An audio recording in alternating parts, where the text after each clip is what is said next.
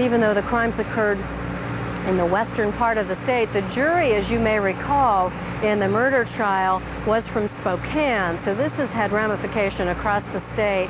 Let's go once again to our camera inside the media briefing room in the center of the prison. As you can see, microphones have been set up and name cards so that we'll be able to identify those media representatives who are talking to us. Media representatives were selected so that small newspapers, large newspapers, television, radio stations are all represented.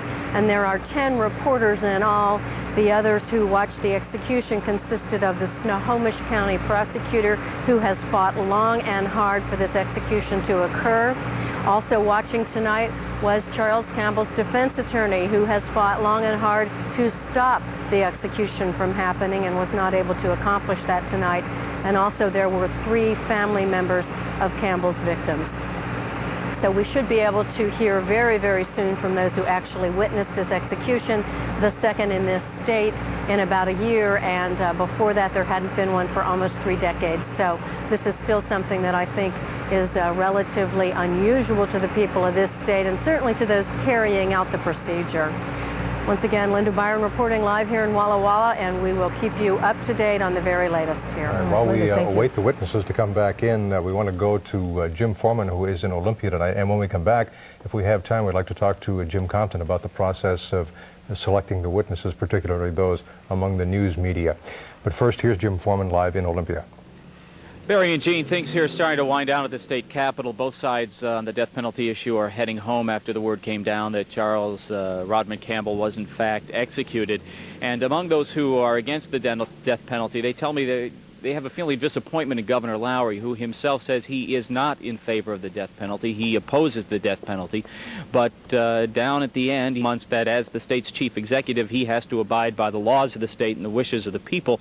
And that is why he reviewed over the clemency documents just last night and waited until noon today to really wrangle with his decision not to interfere. The people here, though, who are against the death penalty say, though, that when they voted for Mike Lowry for governor, they thought they were electing an anti-death penalty governor. They feel disappointed. I'm Jim Foreman reporting live at the state capitol. All right, Jim, thank you.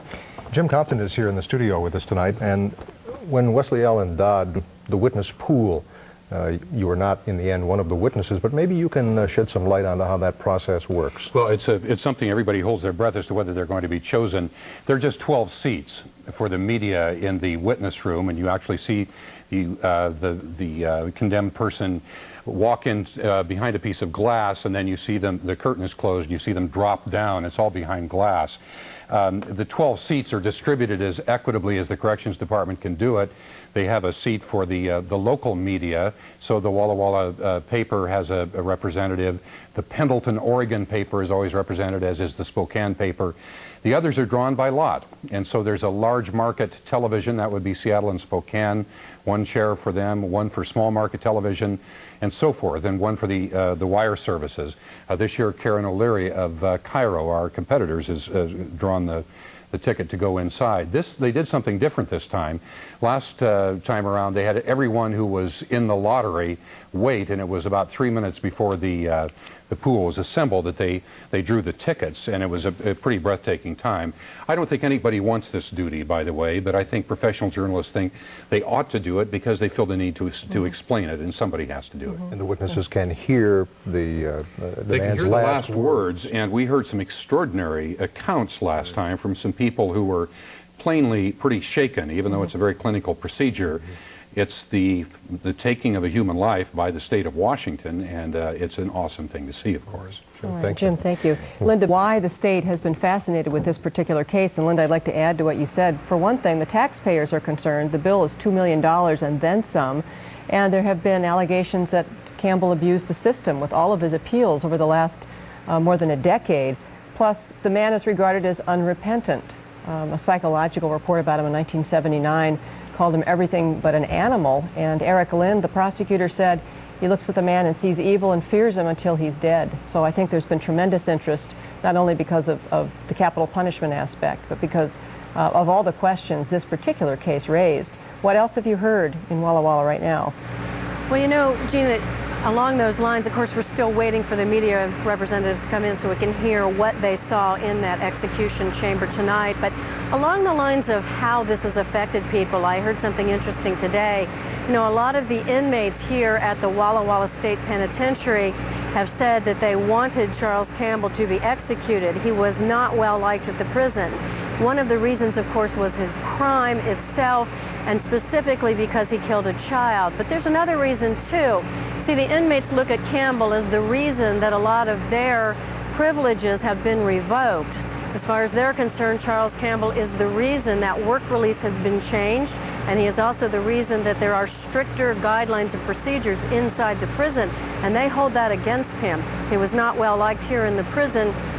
In fact, in his file, I read a count in the death row area. Now, they can't actually have contact, but they can yell through the cells, and there was an account where Campbell and Willie Mock, who's also on death row, were harassing Benjamin Harris, who was also a death row inmate, but who had a job as a porter, keeping that area clean outside of the cells, and they were telling him that they wanted him to quit his job, and they were threatening him, and a situation where the inmates didn't like Charles Campbell, and I think that I wouldn't be surprised to hear that they may have cheered a little bit when they heard that he was killed.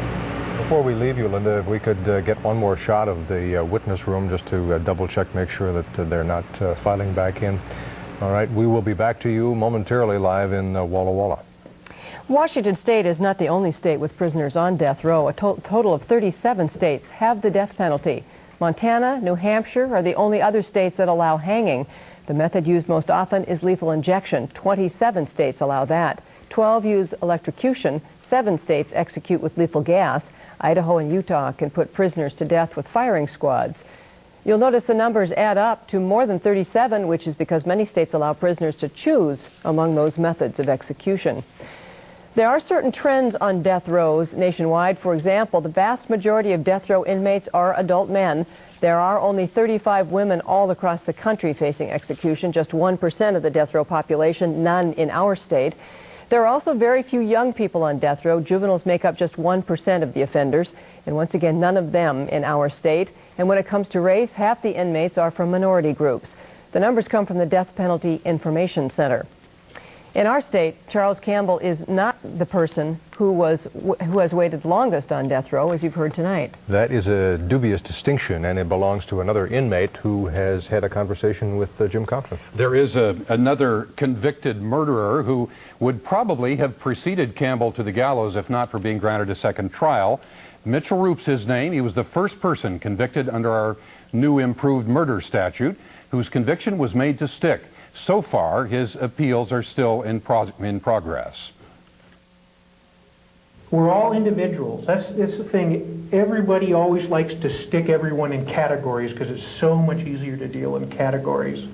And especially with us. You know, we're the scum of the earth. You know, we're at the end of the line. We're the last. You know, we are the people society has to get rid of to be safe.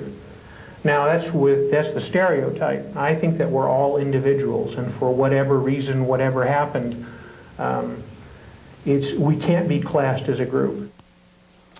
Roop's appeals are ongoing. Since I recorded that interview with him about 4 years ago, his weight has gone up to 409 pounds.